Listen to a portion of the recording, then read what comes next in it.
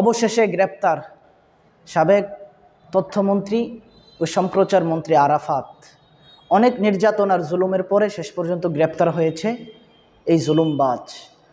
আমরা আল্লাহ তাআলার কাছে শুকরিয়া জানাই। এক এক করে দেশের সমস্ত জুলুম বাস যারা ছিল, এই স্বৈরাচারের ফেসিস্টের দালাল যারা ছিল, একের পর এক সমস্ত এমপি মন্ত্রীরা গ্রেপ্তার হচ্ছে। আলহামদুলিল্লাহ, এদেরকে আমরা সর্বোচ্চ শাস্তির দাবি জানাই বর্তমান যারা আছেন উপদেষ্টাদের কাছে। এখন আমাদের মূল লক্ষ্য হচ্ছে দেশের মধ্যে উবাইদুল কাদের এই যে খেলা হবে কথাই কথাই বলছিল, একে গ্রেপ্তার করা এখন হচ্ছে আমাদের মূল লক্ষ্য।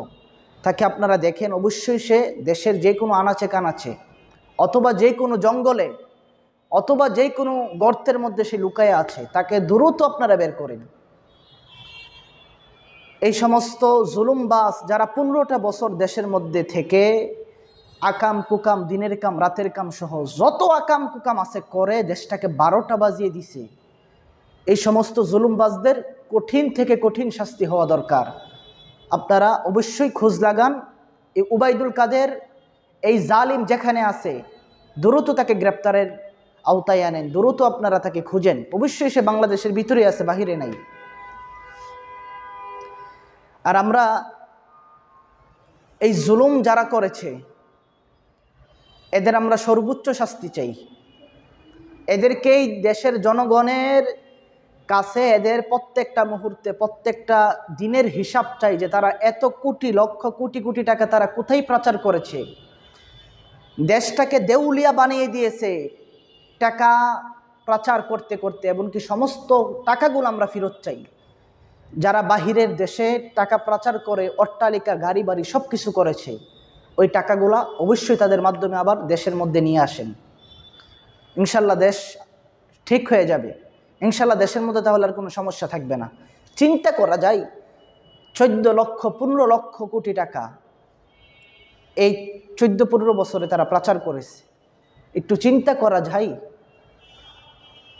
আর দেশের মধ্যে তো কোনো জুলুম বাদ নাই যে এই সমস্ত ইহুদিদের দালাল সেই নরেন্দ্র মোদী, গুজরাটের কসাই নরেন্দ্র মোদীর এই চামচারা করে নাই, এমন কোনো জুলুম বাদ নাই।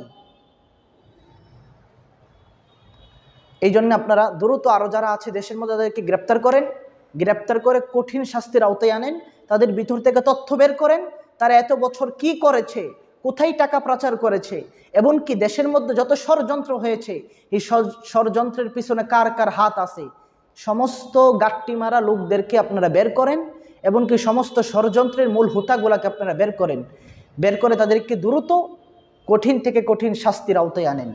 তাহলে ইনশাল্লাহ সামনে থেকে এই দেশের মধ্যে কেউই কোনো জালিম জুলুম করার মতো সাহস পাবে না। আল্লাহ আমাদের সকলকে কবুল করুক। আসসালামু আলাইকুম ওয়া রাহমাতুল্লাহ।